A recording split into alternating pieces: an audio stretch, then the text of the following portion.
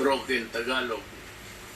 Pero sa mga kababayan ko, kayo, ako, do not panic. Huwag kayo masyadong ma-stress na parang hindi mo na magawa ang gusto mong gawin. Pwede pa rin, pero may restrictions tayo. May mga kondisyon dahil nga sa crisis. The crisis is very, very clear. COVID-19 is spreading all throughout the country, including the Philippines. Ang ano natin dito is there is no cure. Wala naman tayong mabili sa mga butika, pharmacy to buy the medicines to cure COVID-19. It's a virus. Ang manglaban lang natin dyan yung katawan natin na medyo in good health, na walang sakit.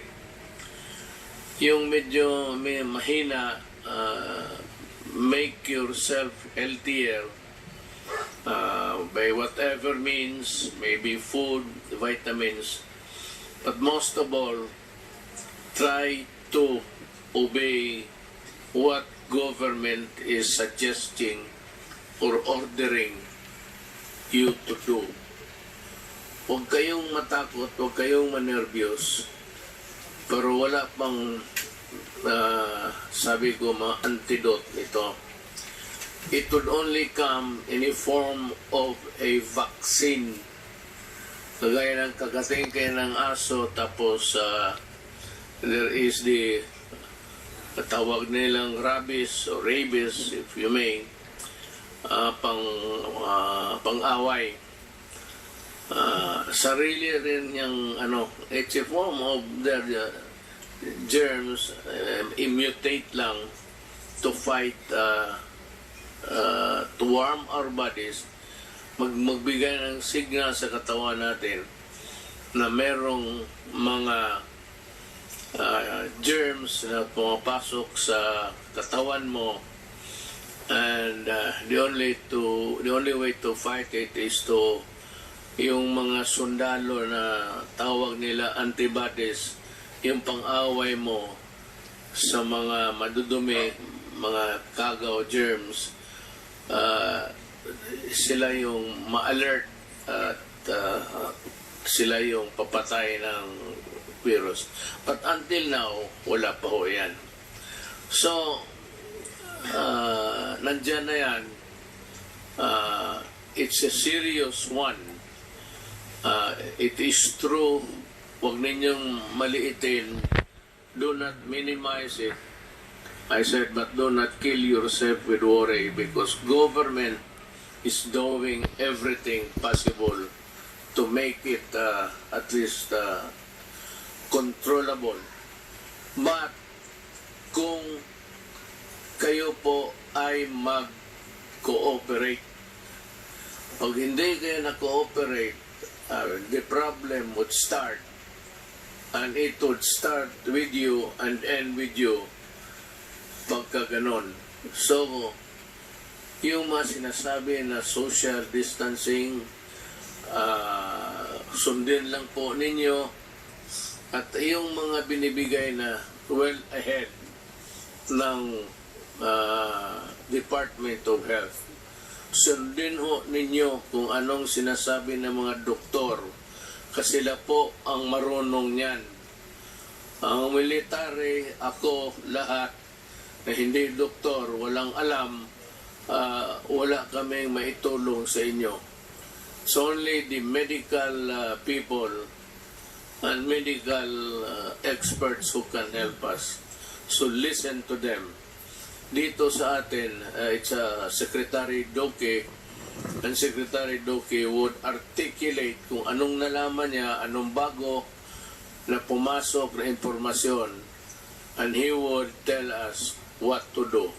So it's very important to give credence to what he says.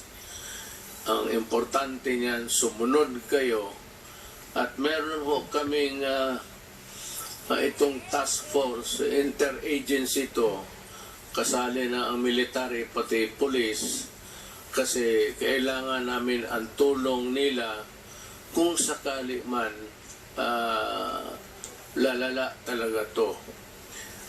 Maybe this would create a public disturbance, disorder, but tingin ko hanggang dyan lang naman kasi I know that you want to follow because you want to help everybody, including yourself and your family. Meron ho kaming resolution ngayon, but maybe I will convert this into an executive order para masunod talaga lahat. Ang sinabi dito, ang una, ang resolution is yung a province quarantine is advised when there are at least 2 positive COVID-19 cases belonging to different municipalities, component cities, or independent component cities in the same province. Ito ang national capital ng isang probinsya. Yun ang definition kung ano yan. Ito namang LGUs which have imposed community quarantine in the respective jurisdiction upon the declaration of the state of calamity shall be allowed to access the relief response. Ang ibig sabihin ho, yung ano ninyo sa probinsya ninyo which you have prepared can now be utilized to the fullest with the help of the national government. Itong isa, work in the executive department. Yung departamento ko, yung akin, kasi tatlo yan. Department, executive department, ako. Then, Congress is another department. Independent to yan. Hindi kailangan sumunod yan. May sarili sila kung gusto nila. And the other department actually is the judiciary. Magkaiba kami, pero tingin ko ang mga trabahante sa lahat sa gobyerno na may alam kung anong mga bagay, public works, tourism, nandito sa departamento ko. Yung public health, nandito sa akin. So sila yung inutusan kong mag-aral at ito nga yung mga resulta namin. So work in the executive department shall be suspended during this period. Walang trabaho, suspended sila, walang pumasok, without prejudice to the formation of skeletal workforces of government by government agencies in order to maintain the unimpeded delivery of services to the public. Ibig sabihin, sa mga opisina, nasyonal, walang trabaho, pero may mga skeletal, yung mga few employees, volunteer or selected na sila ang muna tuman the fort, ika nga, sila yung papatakbo ng departamento, but with a reduced workforce. Ito namang flexible work arrangement shall likewise be encouraged in the private sector. The Department of Labor and Employment and the Department of Trade and Industry shall issue guidelines to safeguard the welfare of workers. All manufacturing, retail, and service establishments are advised to remain in operation during that period, provided that strict social distancing measures are required to be observed by the respective management. Ibig sabihin sa privado, labas sa gobyerno, ang trabaho tuloy-tuloy, pero Ganon rin, reduce ang skeletal pa medyo ano lang, yung pinili lang at yung walang mga sakit, magtatrabaho sila. But ang may-ari ng factory o anong klaseng negosyo mo, warehouse, see to it that they are taken care of by their mga management. Huwag ninyong hayaan ang mga trabahante ninyo. Mass public transports, including the light rail transits, the metro rail transit, and the Philippine National Railways shall continue in operation. Tuloy-tuloy ang trabaho ninyo, provided the Department of Transportation shall issue guidelines to ensure social distancing in said public transport. Ibig sabihin, tuloy-tuloy ang trabaho ninyo, pero ang social distancing, yung distansya mo to the other fellow, medyo malayo. Kasi pag nag-ubo siya, o umatching, at least yung germs niya hanggang doon lang, hindi niya maipasa because there is the distance. Kaya it behooves upon the transportation department to come up with the guidelines based on what the health department orders.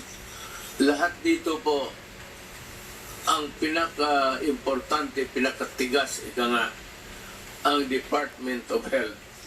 Kung ano man ang gagawin natin, kung anong iutos nila para sa atin, susundin talaga natin. Hindi ako, kung hindi si Dr. Duque ng DOH. Land, domestic air and domestic sea travel to and from Metro Manila shall be suspended beginning 2020, March 15, 2020, and to end on April 14, 2020 sa alas 12, subject to the daily review by the Interagency Task Force. So, walang lumipad, ang mga travel is limited, pero itong mga railways sa baba, okay yan. At the same time, observe again social distancing. Pero sa aeroplano po, beginning March 15, 2020, March 13 tayo ngayon?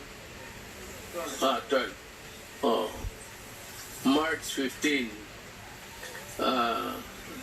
midnight, from, it takes its force and effect. So, tandaan ho ninyo yan. Pero subject again to review day to day. Tingnan namin kung ano ang nangyayari. Kung if there is a slowdown in the contagion or ganun yan medyo mawala lang ng kanya. That is the history of itong mga sakit na ito. They come and go in every 2 or 3 generations. Meron talagang problema itong binigay sa atin.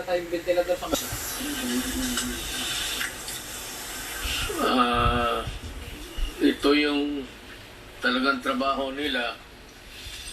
The Code Alert System of COVID-19 Public Health Event is hereby raised to Code Red Sub-Level 2.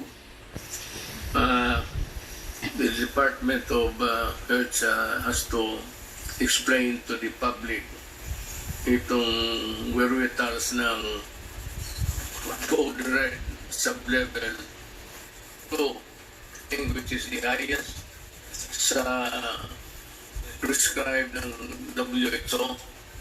Medyo nandito na tayo sa maximum. And it is really for the protection of humanity. The recommendations of the Department of Health Technical Advisory Group imposing stringent social distancing measures in the National Capital Region are adopted for a period of 30 days from the issuance of this resolution, with salient points, yung mga importante of which are as follows. Yung mga importante na nakalagay doon sa social distancing measures. The suspension of classes in all levels in Metro Manila is hereby extended until April 12, 2020. It's almost about a month. Yun. O sa walang klase, pwede kayong magbakasyon dyan lang sa bahay. Avoid, I'm sure may mga bagay-bagay dyan sa bahay na hindi pa ninyo nakita. If I were a student, estudyante ma rin ako noon, I would avoid yung mga bar, ano dyan, mga nightclub, maraming tao, where people congregate, tapos nandyan malapit kayo. Mag-ubo yung isa, mapasa niya. Pag nakuha mo, nag-ubo ka, pasa mo rin doon sa kabila. So they try to avoid people, crowds. Yun, for your own protection. Huwag kang, may mga tao kasi na magsabi, kung patay ka, patay. Tama. Pero kung patay ka rin talaga. Wala rin tayong magawa. So, kaawa naman ng nanay pati tatay ninyo. So, better just stay within the premises of the house. If I were you, alam ko na kung anong gawin ninyo. Bili kayo ng cellphone na marami. Wala naman kayong ginawa kung hindi magtulbok-tulbok rin dyan eh. I mean, everywhere that I look. Dito sa walang pakialam ang tao. Sige, nandoon na sa cellphone. So, we are reduced to a one village. Di mas malapit. Instead of talking, you have your cellphone. And that is a benefit which was not given us during our time.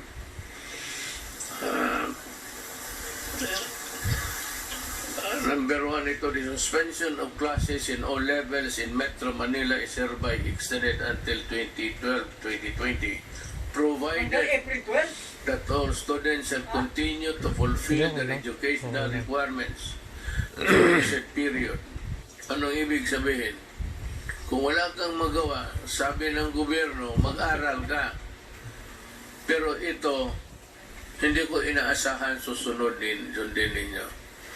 Ang sigurado ako, yung kamay ninyo, nandyan sa cellphone yan, instead of studying. I'm sure of it. But for you guys, who really want to improve your lot, you better make use of the time to study. Because, alam mo, mga anak, kayo mga bata, kayo yung mamatay na hindi makalabas ng bahay. Then you make all sorts of excuses. But there will be truant officers. Ano ang truant? Yes, it's an American practice. Pag makita ka sa labas, pasakay sa palaboy-laboy ka lang dyan, wala kang ginagawa, sisigaw-sigaw kayo, kalapitan kayo ng police pati military, tatanungin kayo, then you have a problem. Pag sinabi mo na wala, nandito lang kami sa labas, and then maybe if you are arrogant, Nadadalhin ka sa stasyon for record purposes. But you are disobeying, that you are intransigent, and that you are not fulfilling your duty. Alam mo, baski na there are a set of rules governing the responsibilities of a Filipino citizen. Baka hindi nyo alam yan. Meron yan. So, you have duties to perform also. To avoid trouble with the law, avoid trouble with anybody, just in the meantime, follow. Better just stay home and study. That is my advice. Pero kung ayaw ninyong sundin, you stick with your cellphone. Ang gagraduate niyan, ang cellphone mo, hindi ikaw. Wala tayong magawa. Mass gatherings defined as a planned or spontaneous event where the number of people attending could strain the planning and resources of the community hosting the event shall be prohibited during said period. Yung magplano, whether nakaplano kayo na meeting o may rally, either naplano na ninyo, spontaneous na, sige, ano tayo, gawin ito natin, total wala na rin tayong gawin, ganito na ang magsayawan na lang tayo. You know, I do not want anybody interfering in your enjoyment as a citizen of this republic. Ayaw ko na masita kayo ng police pati military. It could be messy. Kasi yung iba sa inyo suplado. And itong mga police pati military, they have their orders to enforce. So that if you are in this category of a grupo kayo tapos pag malapit, yung social distancing is no longer obeyed, and yeah, you are violating the rules, and if you insist, it is one of a just mere confrontation to something like disobedience, which is punishable under the revised penal code. Kung makipag-away ka, it becomes baka masuntok mo then it becomes an assault on an agent of a person in authority.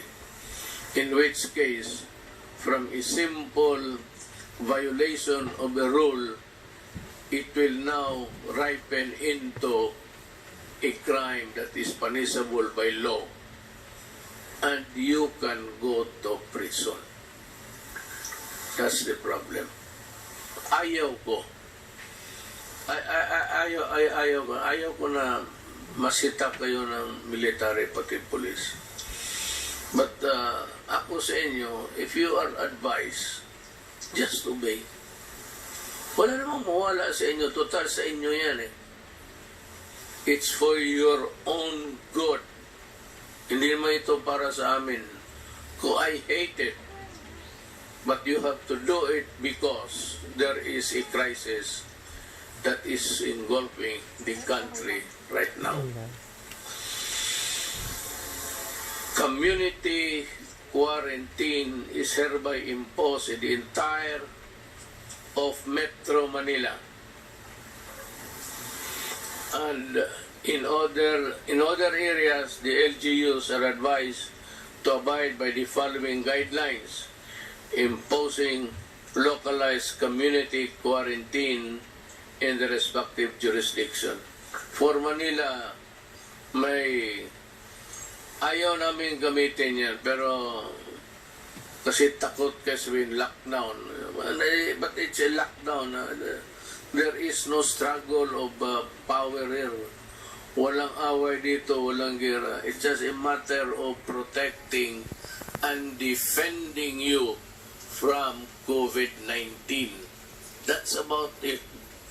It has nothing to do with the power of the military or the power of the police, nor or my power and these guys beside me.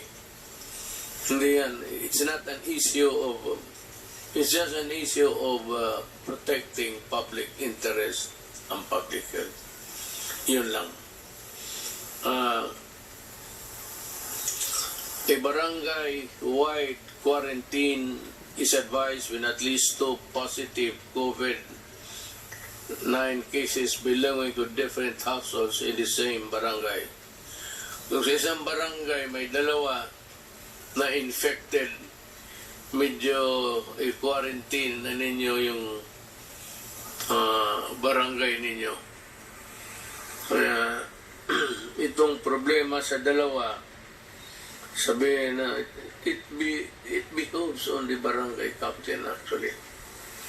The barangay captain is under the administrative code is a person in authority. That's why kung makipagsuntukan ka ng barangay captain because he is enforcing the law o awayin mo, pareho ang kasalanan mo kung lumaban ka sa police or sa person in authority. Mabigat ang barangay captain and teachers also. Teachers, because of the nature of their work, are persons in authority because they are made so by the law itself to give them the stature in relation to the work of trying to mold and teach the Filipino students. Kaya ang teacher rin, kung utosan ka, sunod ka, pareho sa barangay captain. Now, if the barangay captain would ask the teachers to help in the enforcement, you better obey. Because they are in the exercise of teaching the persons there of the barangay of the dangers is part of their work. Then you have the municipality, citywide quarantine is advised when at least 2 positive COVID-19 cases belonging to different barangays in the same municipality. Kung sa munisipyo kayo, tapos isang barangay dyan, may 2 na tinamaan ng COVID-19, diagnosed to have COVID-19 infection, magka-quarantine na rin kayo. And, before I forget, I do not have enough soldiers and policemen to cover all over every inch of the country. Kulang ako. Meron ako na magamit ko ang barangay captain. Ang barangay captain is bound by what is written here, whether by way of rules implementing in the meantime or if it becomes a part of an executive order. You better implement this, because if not, then you will also go to prison for dereliction of duty or simply not enforcing a rule imposed by government. Ang pinaka dito yung mga barangay captains. It falls upon your shoulders to exactly do what this regulation wants to happen. Huwag kayong magkamali dito, kasi pag hinabol kayo ng Department of Interior and Local Government, you can be dismissed or you can be suspended and you'll have trouble. And besides, I think the electorate will remember you for being laggard.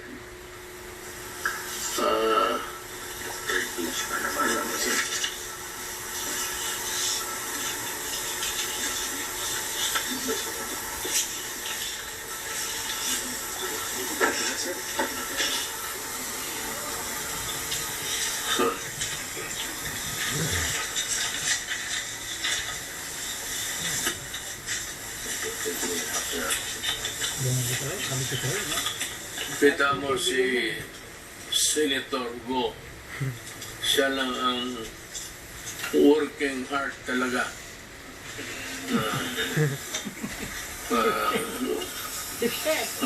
Yan ang public official. Really. Especially the barangay captains and the gagawads. No, you've been elected there. You sought the position. Hindi naman tayo. Pinili natin to eh. Nobody ordered us for us to be to where we find ourselves now.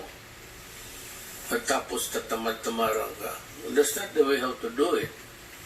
One is you go to, if there's a good case against you, you lose the position and you are dismissed. And maybe in the worst case scenario, you'll go to jail. Better be always be reminded of that duty. Pinili mo yan, huwag kang magtamad-tamaran kasi matatamaan ka. Ginusto mo yung posisyon, magtrabaho ka. The aforesaid measures shall be subject to close monitoring and reassessment after the expiration of 7 days from the issuance of this resolution. You know, we will review. I have imposed upon the cabinet members and the entire members of this task force to be present every day. I know that it is hard for them. It is really an imposition. It's quite maybe a burden. But gano'n rin ang sinabi ko sa kanila. Nandito tayo sa gobyerno. You choose to be a part of government. And there is a crisis with no solution in sight. Walang solusyon. Unless there is a vaccine by the grace of God na may makita o may maimbento ng ating mga scientists. It could be the Philippines for all you know. But I'm just telling you what you're supposed to do. Ang isa is the LGU outside of the National Capital Region, yung labas ng Metro Manila, are advised to exercise sound discretion in suspending classes in the respective localities without prejudice to a determination by the national government to suspend classes if the situation so warrants. So, ang LGUs, may kunting leeway, and just a little elbow room para makagalaw kayo to respond to the crisis in the community. But it does not allow you to suspend classes on trivial and for, stupid reasons. It is only done because you have to protect them from the COVID-19. Yan lang talaga. Do not do it just to please everybody. Or sa bagay, I have full faith and confidence in our supervisors, teachers.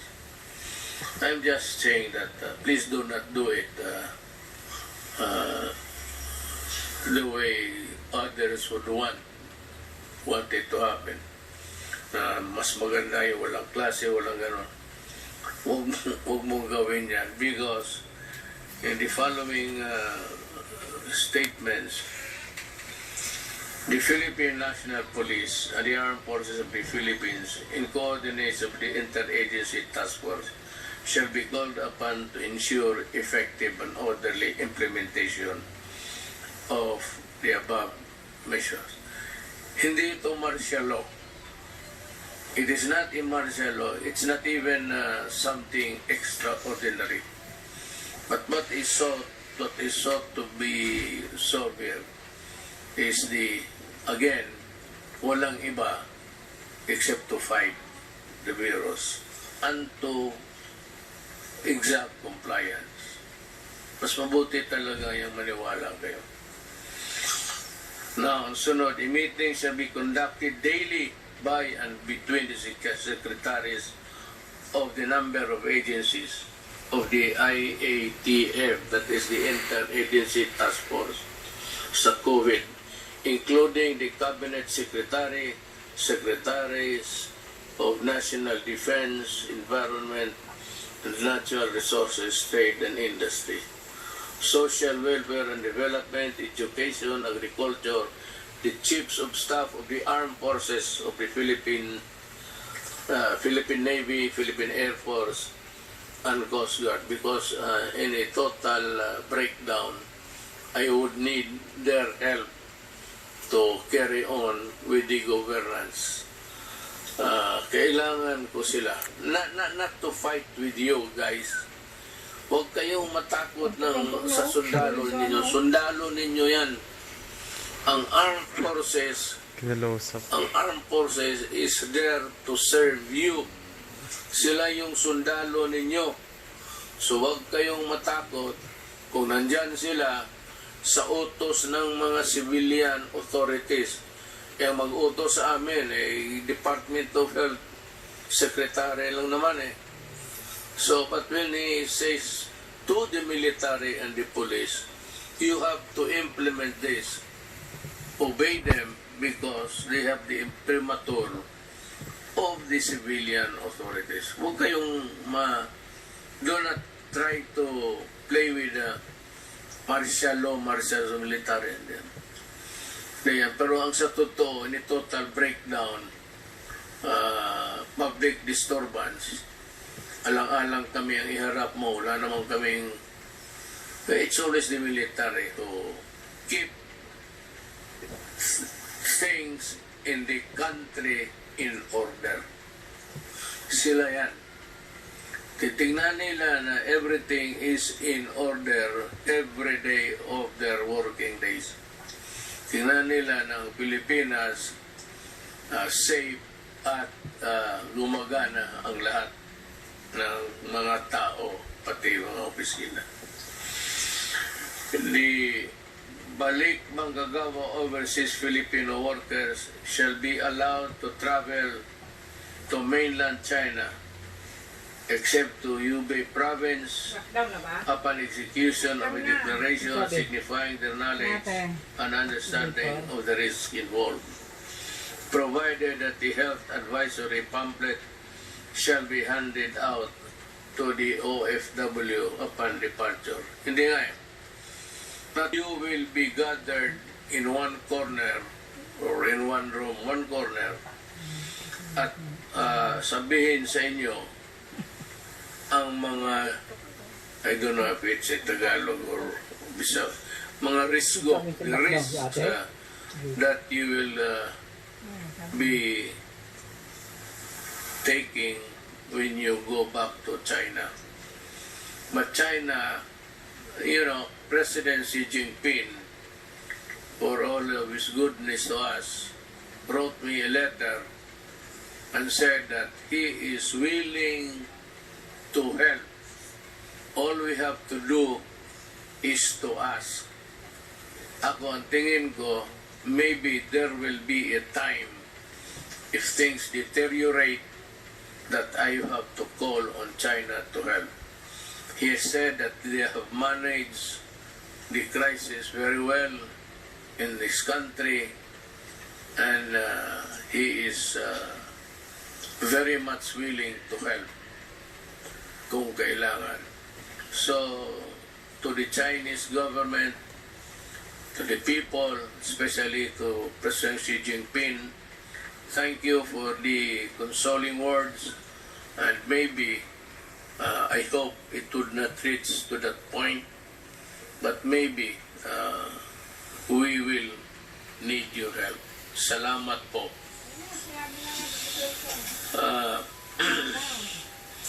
The entry travel restriction shall be imposed upon those traveling from countries with localized COVID-19 transmission, except for Philippines.